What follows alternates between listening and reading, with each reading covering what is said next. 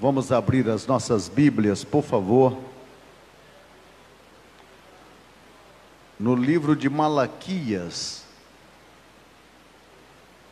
Malaquias capítulo 2, do versículo de número 10 ao versículo de número 16. Livro do profeta Malaquias. O nome Malaquias significa meu mensageiro. Este livro encerra o cânon do Antigo Testamento. É o livro de número 39 do Antigo Testamento. Está categorizado entre os profetas menores. E depois de Malaquias, o silêncio profético é quebrado por João Batista pregando no deserto da Judéia. 400 anos passaram sem que Deus pronunciasse a profecia.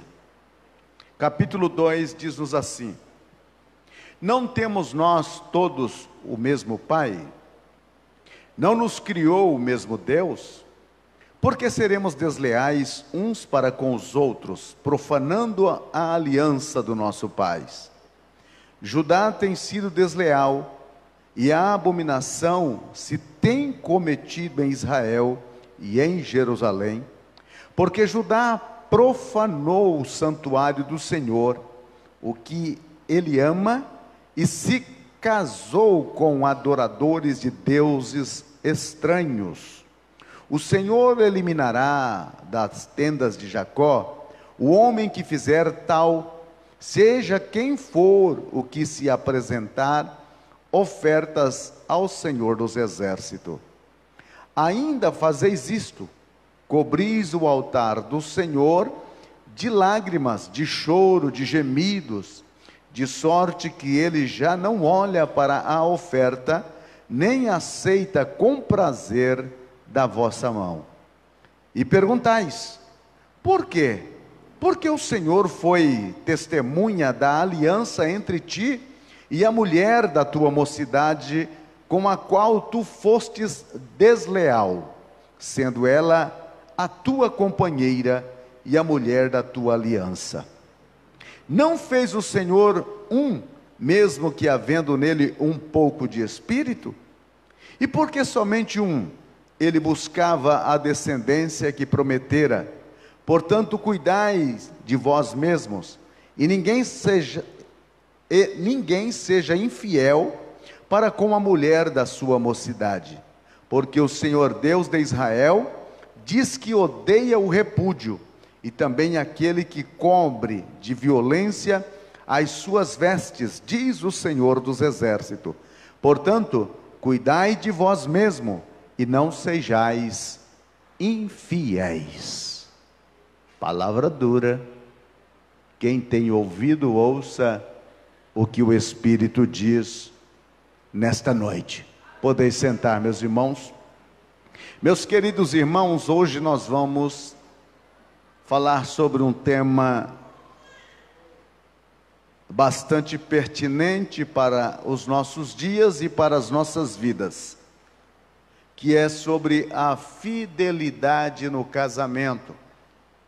Como ele é um tema que, quando começamos a esboçá-lo, tornou-se bastante extenso para falar tudo em uma noite, então nós vamos dividir ele em duas etapas, parte 1 e parte 2. Então, nessa parte 1 de hoje, desta noite, nós vamos falar sobre infidelidade conjugal. E na outra parte, na outra terça-feira, se Jesus Cristo não voltar, e se eu e você resistirmos tudo nesta noite, então nós vamos falar sobre a segunda parte, que é vivendo com fidelidade dentro do matrimônio. Então hoje nós vamos para a infidelidade. Meus queridos irmãos, voltando para esse texto bíblico, é um texto que Deus adverte contra a infidelidade. E aqui Deus apresenta pelo menos 3 ações de infidelidade do povo de Israel. Primeiro, a infidelidade contra Deus, a infidelidade contra Deus, a infidelidade de adoração a deuses estranhos, a infidelidade no matrimônio, sendo infiel com a mulher da tua aliança. O jovem casal chega diante do altar, cheio de todas as expectativas, as mais tremendas possíveis, e ali eles trocam o juramento do amor eterno, são os votos conhecidos. Promete tudo, promete ser fiel, prometo. E isso faz-se diante de Deus, diante de um celebrante e diante das testemunhas. Então é uma coisa muito séria, porque o próprio Deus é tomado como o testemunho principal e o abençoador daquele voto de fidelidade. Agora, o tempo começa a passar e de repente aquele voto parece que é esquecido.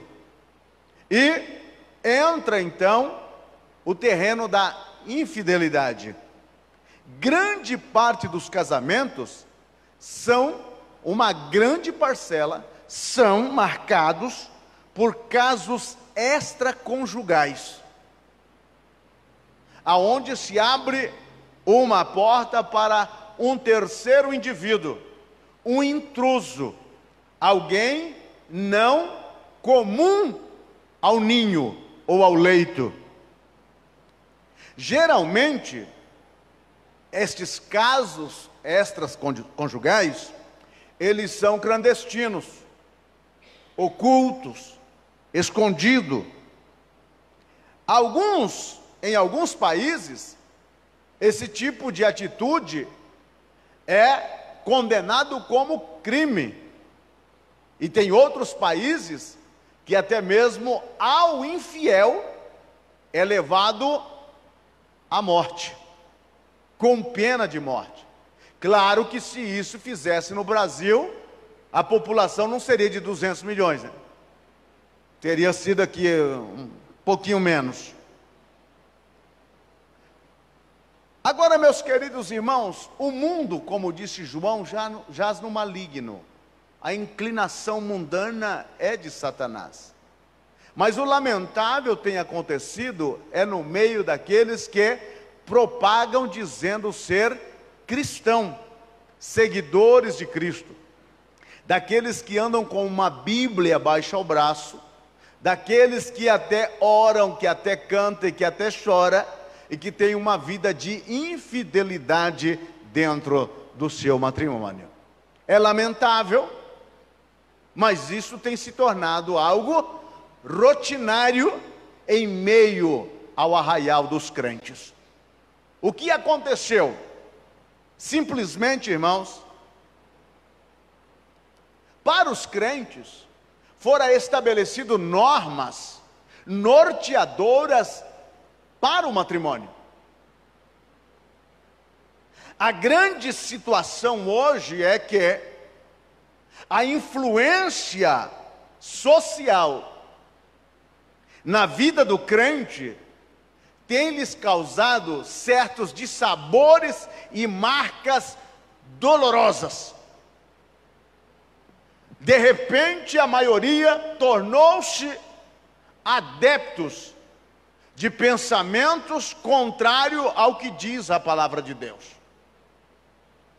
E por se tornarem adeptos a esta situação, têm acarretado sobre si, sobre o seu matrimônio, marcas que elas não se desfazem com o tempo. As coisas é muito séria. Mas o que é infidelidade conjugal? A palavra infidelidade é deslealdade. Uma palavra mais forte, traição. Infidelidade é quebra de aliança. Infidelidade é uma decisão voluntária, aberta, determinada por um coração decidido a trair. Atrair. Eu sei que nesta noite nós temos muita gente aqui e muita gente nos vendo em todo o mundo pela internet. E eu sei também que nesta noite, irmãos, uma das coisas que tem feito com que milhares e milhares de crentes não tenham prosperidade na vida é a infidelidade dentro do seu próprio matrimônio. A quebra desta aliança. A infidelidade é uma violação da lei moral de Deus. Êxodo capítulo 20, versículo 14, Deus disse: não adulterarás. Pode passar milênios, e quando você abrir Êxodo 20 e 14, as mesmas palavras estarão lá. Pode ser que a Bíblia envelhece com o tempo, mas as suas palavras não deixam de ser palavras como o peso de lei e de mandamento. Então nada mais é que a infidelidade conjugal, uma violação de uma lei moral de Deus, um atentado ao direito do outro cônjuge, um atentado. Você prometeu ser fiel, eu prometi ser fiel, então eu tenho que ser fiel até quando? A sociedade está dizendo: seja fiel até que o outro nos separe, seja fiel até que a outra nos separe.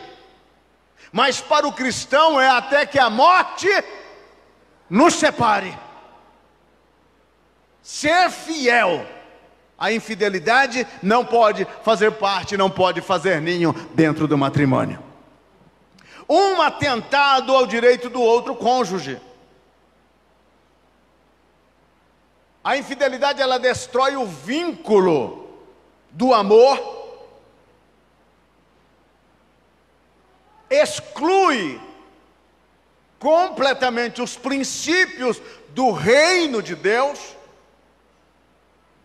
e causa desajuste psicológica e social na vida do matrimônio.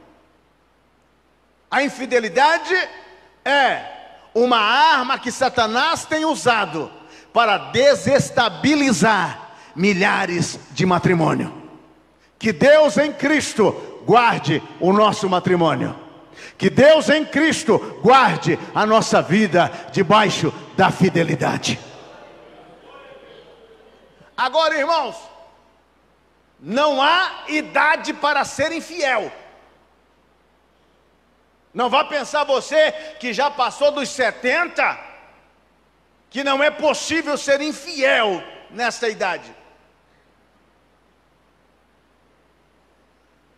Tenho 70, mas não estou morto, pastor. Tenho 80, mas não estou morto. Então a infidelidade não tem idade.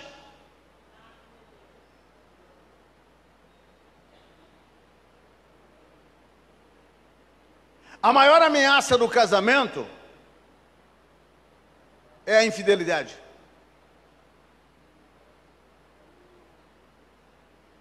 A maior destruição do casamento é a infidelidade.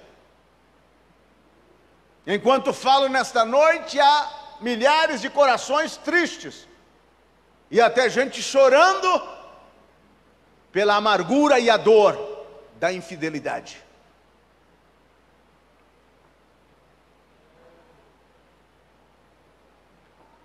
A infidelidade é maior do que se pode perceber. Porque o infiel, ele sempre procura um meio de esconder a sua infidelidade. Agora, meu querido, quais são os fatores que contribuem para a infidelidade? Há fatores que contribuem decididamente para a infidelidade. Quais são esses fatores? Primeiro, tolerância social. Ah, mas a sociedade. Irmãos, a maioria dos atores e atrizes de novela, eles já estão no 5º ou 6º matrimônio. E para eles não fazem diferença casar e descasar. Para eles não fazem diferença com quem dormir. E a sociedade, o interessante dessas telenovelas é que elas começaram imitando a vida real. Numa altura do tempo, a vida real começou a imitar a novela. E aí a desgraça aconteceu na nossa sociedade. O desajuste, o sofrimento, a angústia, a dor, esta influência social. E eles fazem umas pesquisas para perguntar: quem é que trai mais, o homem ou a mulher? E apresenta essas pesquisas como que se fosse uma grande sacada, um grande progresso para a sociedade. Traição sempre houve, mas nunca foi tão estimulada como tem sido nos dias odiernos. Mas o sangue de Jesus Cristo há de proteger, porque ainda há gente fiel na terra. Aleluia. A natureza caída é outro fator determinante. Irmãos, Adão e Eva foram infiéis a Deus. Deus disse: não come, eles foram lá e comeram. Os nossos pais já revelaram no princípio uma tendência para a infidelidade. E depois então só tende a piorar. Tudo que começou tão pequeno, tão sem significância, de repente tornou-se um monstro dentro da própria sociedade. E os governos procuram meios para poder fazer com que as coisas fiquem mais práticas. A influência de uma sociedade corrompida. De repente, as responsabilidades de aliançamento entre um homem e uma mulher para constituir uma família ordeira e regular dentro de uma família tradicional, perdeu a sua validade. De repente, a família hoje passou a ser algo tão relativo, tão sem propósito. E eles começaram a formar até outros meios de famílias. Mas no princípio, disse Jesus, o Pai, Deus, criou macho e fêmea. E não passou disso. Não há uma outra forma. Não há um casamento, o único casamento que funciona em 3 é aquele onde há Deus como centro, marido e mulher. Este é o único. Mas casamento com 3 pessoas que não são uma divina pode ser uma confusão terrível. A influência de uma sociedade corrompida, destruída. E estes são o pessoal do aconselhamento. São os que estão aconselhando a você permanecer no seu casamento. E aí você pergunta: você já foi casado 3 vezes? Você já foi casado 4 vezes? Quem não conseguiu segurar o seu casamento tem condições de dar um conselho a alguém? É lamentável que ainda tem crente que sai procurando pessoas que não teve condições de segurar o seu casamento para lhe pedir um conselho sobre casamento. Olhe para aquele casal ajustado, olhe para aquela pessoa que realmente tem vida de matrimônio, que já viveu as partes boas e as partes amargas do matrimônio, mas está aí firme e fiel. Olhe para eles e procure conselhos deles. Não é as revistas de telenovela que vai te dar, não é a televisão que vai te dar, não é os artistas que vão te dar. Quem vai orientar a sua vida como um matrimônio unido e feliz e fiel é a palavra de Deus e aqueles que vivem este princípio. Aleluia. A ação de Satanás outro fator que contribui para a infidelidade. Irmãos, Satanás não morreu afogado no dilúvio. Ele está vivo. E para nós homens, as irmãs, fecha o olho. O diabo não vai te tentar com uma baranga. Esquece, meu irmão. Não. Viu, minha irmã? O diabo não vai te tentar com um sujeito. Não. Vai colocar alguém que vai te chamar a atenção. É a tática dele. Ele sabe que se colocar uma mulher feia, você já coloca aquele refrão. Se vê eu abraçado com uma mulher feia, a parte porque é briga. Então você já não vai ser tentado com esse tipo de coisa. Ele vai procurar meios para destruir o seu casamento. Aliás, a estabilidade matrimonial sua causa nele repulsa, causa nele inveja, causa nele tristeza. E se depender de você, ele vai chorar de tristeza, mas você vai manter-se fiel. Aleluia. Quem vai chorar é ele, mas você vai se alegrar, vai viver a felicidade. Aleluia. Excesso de trabalho. Sabe aquele sujeito que dá mais valor ao trabalho do que a esposa? Meu irmão, quem não dá assistência abre concorrência. O seu trabalho não é mais importante do que o seu matrimônio. Aquela pia cheia de louça para lavar não é mais importante do que o seu matrimônio. A roupa não é mais importante do que o seu matrimônio. Não abra brecha para o inimigo. Ser vigilante, ser sóbrio. Saiba que ele está maquinando contra você. Mas o Senhor está te dizendo: se você tomar uma decisão de ser fiel, eu vou ficar do teu lado. Eu vou te ajudar e você vai vencer. Desvio de caráter. Tem uns camaradas que são sem vergonha mesmo. Tem uns sujeitos, umas sujeitas que eles são sem vergonha de verdade. E são crentes. Dão até glória a Deus. Fala aleluia, fala em línguas, pula num pé só. Até profetiza. Mas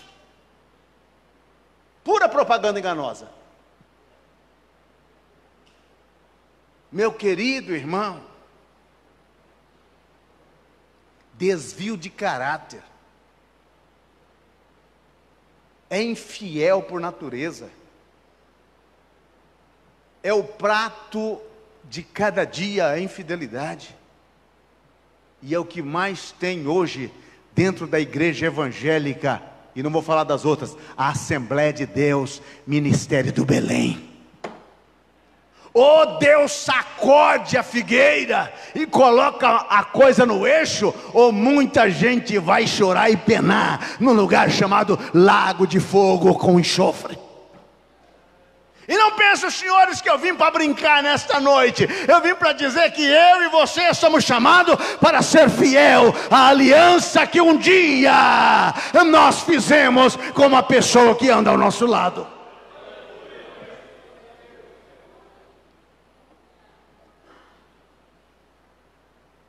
Conflitos não resolvidos. Alguns conflitos dentro do matrimônio que não se resolve. Então a porta ao sujeito procura uma infidelidade. Maus conselhos e más companhias. A Bíblia disse que as más companhias corrompem os bons costumes. Nem todo mundo serve para ser seu companheiro. Nem todo crente serve para ser teu companheiro. Porque tem crente na igreja, meu irmão, que ele está aqui com o corpo, mas o coração dele é treva pura. E esse tipo de gente não serve para ser seu companheiro. Companheiro dos fiéis é outro que é fiel. É por isso que Daniel, lá na Babilônia, quis estar com Sadraque, Mesaque e Abednego, porque eram fiéis a Deus. Então procure gente fiel. Por que procurar gente que é pior do que a gente? Vamos procurar gente que é fiel, estabelecida, resolvida, e com essas pessoas vão ser os nossos companheiros. Vai ser a pessoa que vai a gente pedir para que a gente possa juntos orar, buscar a presença de Deus, e as coisas vão melhorar. As coisas vão melhorar. Depressão, ou melhor, desprezo, né? Desprezo dele ou dela. Ser desprezado. Você entrou no matrimônio para dar amor e receber amor. Irmãos, o matrimônio é uma linda história de amor. E toda linda história de amor tem também a sua linda noite de lágrimas, a sua linda semana de sofrimento. O matrimônio é isso. Mas se você entrou disposto a amar, os 2 primeiros anos do matrimônio é aquela coisa. Colocam até apelido um no outro. Chuchuquinha, minha neguinha, amor, oh meu velhinho, meu fofinho. Começa a falar até como criança. São adultos que parecem menino. Mas é os 2 primeiros anos. Aí vem o 3º ano, né? O 4º ano, o 5º ano, o 6º, o 10º. Ela já não toma tanto banho como antigamente.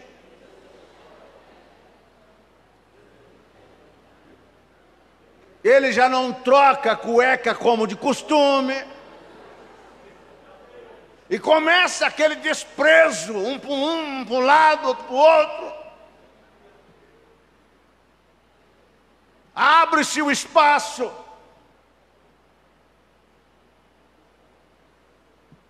Depois não chora, tá? Aí depois pode chorar como chora uma vaca que não resolve, né? A mídia. E hoje, irmãos, com uma desgraça chamada Facebook, Zap, o demônio. As coisas começam tão simples. Aí o camarada manda uma mensagem mais ou menos assim: nossa, você estava tão linda hoje lá no culto. Quer dizer, ele não está preocupado em falar do que estava no culto, mas que ela estava. Aí ela disse: você achou? Eu achei. Eu fui só com meu vestidinho básico. No próximo domingo eu vou com o meu melhor. E as coisas começam, irmão, e vocês sabem onde termina. São milhares de matrimônio que começou assim. Queima ele, Jesus. Queima ela, Jesus. A mídia está aí, irmãos. É uma porta aberta para a traição, para a desgraça, para o sofrimento. Canaliza ela para a bênção. Alguém disse para mim: pastor, a mídia está na mão de Satanás. Eu falei: claro. Claro. Se você abrir a porta para Satanás, ele vai entrar e vai fazer o que ele sempre faz. Mas se você tomar um posicionamento como fez Davi, Davi derrubou o gigante. E para matar o gigante, ele cortou a cabeça dele com a própria espada do gigante. Então, se Satanás armou na mídia para destruir você, usa ela para destruir e confundir o inimigo. Fala de Jesus lá, solta versículos bíblicos lá. Se você viu que alguém veio com uma conversa fiada, manda essa gente orar.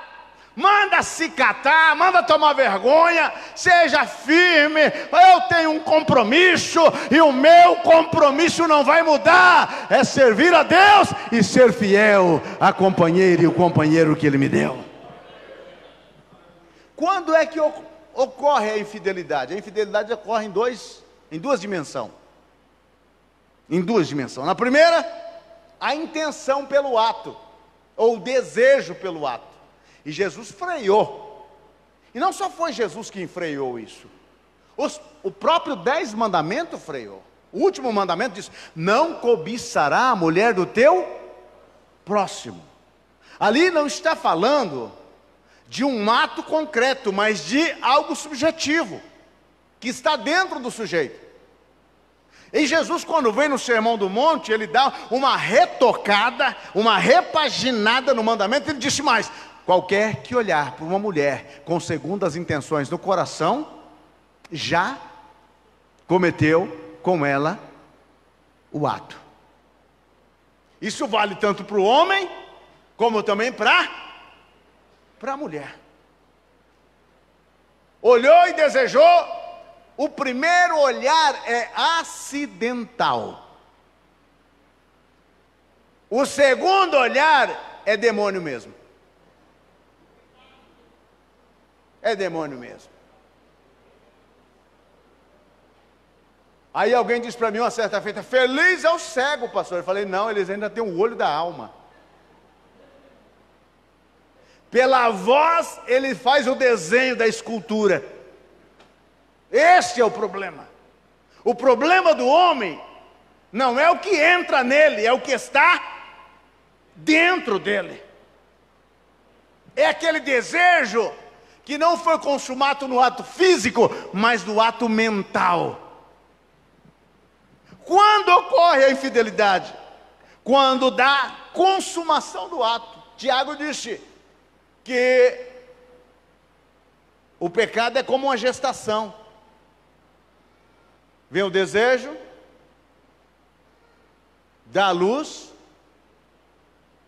e vem a consequência. O ato em si. É triste, mas é o que nós estamos vendo todos os dias. E no meio da igreja. No meio do povo de Deus. Daqueles que cantam que vai morar no Seol. Daqueles que estão cantando. Quais as consequências da infidelidade? Tem consequência, pastor? Não. Ser infiel não tem nenhuma consequência. A consequência da infidelidade é terrível, é mortal. A infidelidade no Antigo Testamento era punido com morte sumária, pedrada, tanto no homem como na mulher. Quando era surpreendidos os dois, eram levados para diante de um tribunal. E aquele que os surpreendeu era o primeiro a jogar a pedra. E os demais. Isso falava de que Deus estava preocupado com a proteção do matrimônio. Na época de Jesus, ainda estava valendo, mas só para a mulher. O homem dava um jeito de escapar. Porque os homens são meio corporativistas. Apanharam uma mulher e trouxeram para Jesus. E disseram: mestre, esta mulher foi surpreendida no ato de adultério. E na lei nos mandou Moisés que as tais sejam apedrejadas. E nós trouxemos a ti para ver o que o senhor vai dizer. Jesus já podia perguntar: cadê o homem? Cadê o homem? Eles deixaram o homem escapar. Pegaram só a mulher.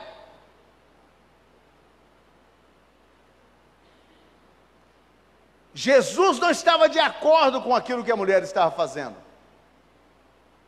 Jesus somente disse: aquele que estiver sem pecado, seja o primeiro a lascar a pedra. Aquilo foi como uma faca na consciência. Porque se eles não tinham pecado como aquela mulher, havia pecados piores. E todo mundo preparado para tirar a primeira pedra. E de repente começa a cair pedra aqui, pedra ali, pedra lá. E vão saindo um atrás do outro de fininha. Ficando só a mulher e Jesus. E Jesus então se endireita, olha para a mulher e disse: mulher, aonde estão aqueles teus acusadores? Ninguém te condenou? Eu também não te condeno. Vai e não peques mais. Meu querido irmão, as consequências da infidelidade, primeiro, ela entristece a Deus. Porque o que Deus quer que você e eu vivamos felizes e fiéis dentro do estado do matrimônio. Segundo, desonra o nome de Deus. Está lá no púlpito pregando, mas quando termina o culto, ele vai para a casa da amante, ele vai para a casa do fulano, vai para a casa do Bertano, mas está lá na igreja pregando. Que é algo que desonre a Deus tão gravemente como isso? O próprio demônio passa na cara de Deus: está lá o teu servo ungido, está lá a tua serva profeta, está lá eles, olha o que eles estão fazendo. Nós abrimos brecha para que o nome de Deus seja blasfemado. Foi o que Natã disse para Davi. Essa tua atitude fez com que o nome de Deus fosse blasfemado pelos inimigos.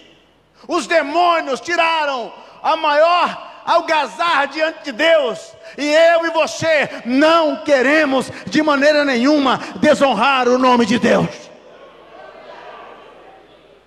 A Ele a glória sempre.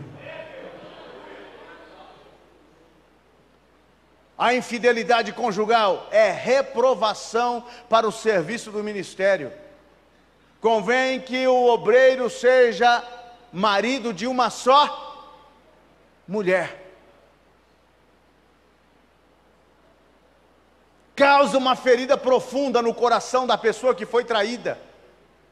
Uma pessoa que foi traída, ela ficou marcada com uma ferida grandíssima, lá na alma. Outra consequência, causa uma ruptura nos laços conjugais.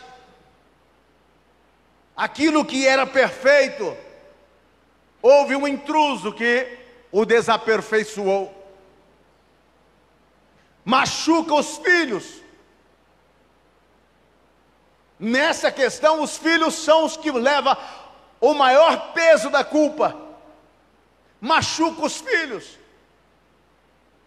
Tem filhos que estão traumatizados até hoje por uma infidelidade dentro do matrimônio. Não consegue se recuperar. E o pior é quando o filho toma, por exemplo, essa atitude do pai ou da mãe e comete o mesmo quando casam. Outra consequência,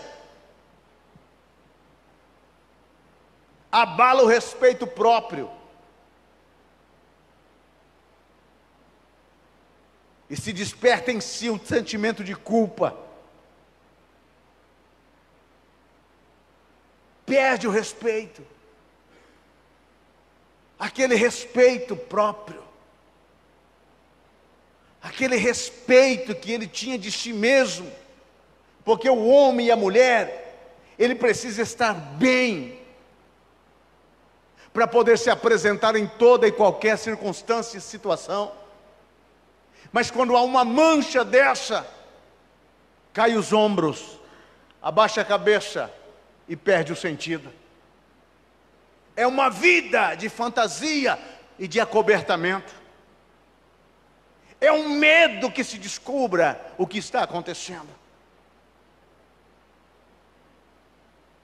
Outra consequência, gera marcas para toda a vida. Para toda a vida. Mas Deus não perdoa, perdoa. Mas as consequências, elas permanecem. Deus não perdoou Davi, perdoou. Mas as consequências para Davi foram terríveis. Era melhor Davi ter morrido do que ter experimentado as consequências do seu pecado. O filho daquele ato morreu. Aminon cometeu incesto com Tamar. Absalão matou Aminon. Depois Absalão se ressurgiu contra o seu próprio pai para tomar o reino. E Absalão teve uma morte trágica. Que situação mais terrível! Porque Deus disse: a espada nunca mais apartará da tua casa. Então, meu querido irmão, a proteção de Deus está sobre o nosso matrimônio enquanto houver fidelidade da nossa parte. Uma atitude de infidelidade, nós abrimos uma porta terrível para inimigos e demônios agirem nesse estado. Mas enquanto Deus estiver no trono e haver fidelidade no nosso coração, haverá sempre a bênção de Deus sobre a vida daqueles que são fiéis. Marcas profundas e escândalo na igreja. Quando se descobre, a igreja passa uma vergonha medonha. É vergonhoso. É triste, é lamentável. São as consequências. Mau testemunho diante da sociedade. O que tira o poder do evangelho não é Deus, é o nosso testemunho. Se a nossa vida é pautada pelo evangelho, então há um poder extraordinário. Mas se a nossa vida é uma vida desleixada e não comprometida com o evangelho não terá o poder eficaz para mudar a sociedade. Se não mudou você, não mudará o outro. Então, meu querido irmão e irmã, amigos que estão no estado santo do matrimônio, sejamos fiéis. Praticamos a fidelidade. Não importa. Não troque a sua guerreira por uma aventureira. Permaneça com ela. Ai, pastor, mas ela engordou um pouquinho. Dê glória a Deus. Dê aleluia, sinal que o pasto está bom. Ai, pastor, mas ele caiu uns dentes. Vai dando glória a Deus, irmã. Que fica mais fácil fazer angu para ele comer do que carne dura. Ai, pastor, mas ele agora tem uma barriga grande. Vai dando glória, irmã. A gente tem aquele pensamento de pensar que é o outro que ficou feio. É que o espelho da casa parece que tem duas vertentes, né? Não, irmão, os dois. Não vai pensar que você é aquele galão, não. Você está mais para Galizé. Não vai pensar você que você está abafando, não, meu irmão. Sabe por que você penteou o cabelo para trás? Passou um trim.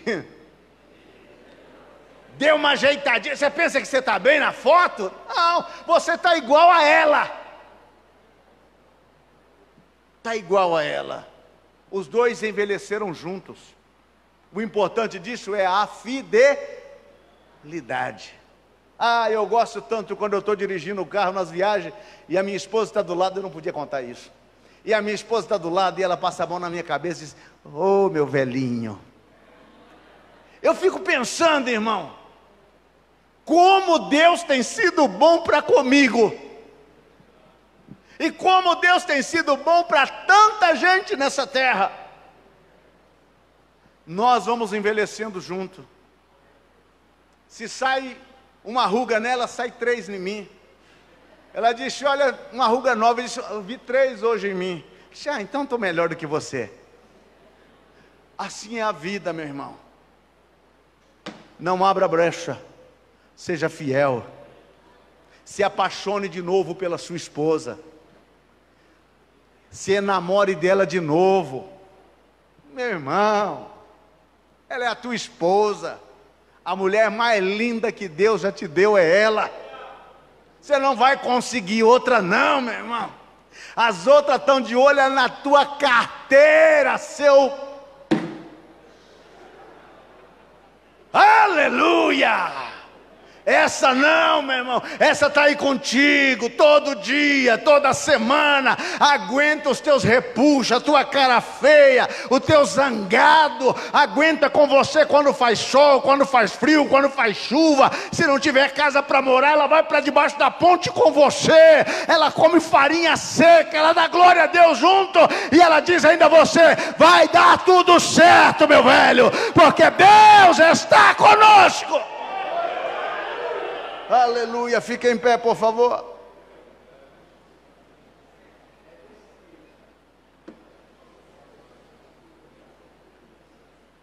Senhor, nesta noite, eu quero te pedir, na autoridade que há no nome de Jesus, eu sei que o Senhor está aqui, eu sei que há um interesse no seu coração muito grande sobre esta palavra, e eu quero te pedir agora, porque sinto o peso do teu coração, em milhares e milhares, Senhor, que estão nos seguindo, e sabe do sofrimento que é, essa desgraça, este demônio, chamado infidelidade, pela autoridade que há no nome do Senhor Jesus. Se você, meu irmão ou minha irmã, onde você estiver, está pensando em cometer um ato de infidelidade, eu, pela autoridade que há no nome de Jesus, repreendo agora todo o espírito que está te influenciando a tomar essa decisão, e que a tua família não merece isto, a tua igreja não merece isto, o teu Deus não merece isto, você não merece isto. O Senhor levanta você agora, onde você estiver, e te coloca de pé, para te mostrar que Ele é Deus, para fazer algo grande na sua vida. Meu Deus, eu oro agora em favor daqueles que estão com o coração ferido pela infidelidade. Meu Senhor, venha curar esta ferida, derrama o bálsamo de Gileade, e tira todo o trauma, e dá vida livres, vida abundante. Abençoe cada matrimônio aqui, Senhor, derrama a tua bênção sobre a vida de cada um. Cuida de nossas vidas. Levante agora uma muralha de fogo, Senhor, em derredor do nosso matrimônio, e que a fidelidade seja o pão nosso de cada dia dentro da nossa casa. Nós te louvamos, Senhor, e te aplaudimos pelo matrimônio que nos deste. Obrigado, Senhor, por tudo que fizeste. Obrigado, Senhor, por tudo que há de fazer, no nome de Jesus. Quantos podem dizer amém? Amém. Quantos podem dar um aplauso a Cristo? Oh, glória a Deus. Oh, aleluia. Oh, santo, santo. Graças a Deus.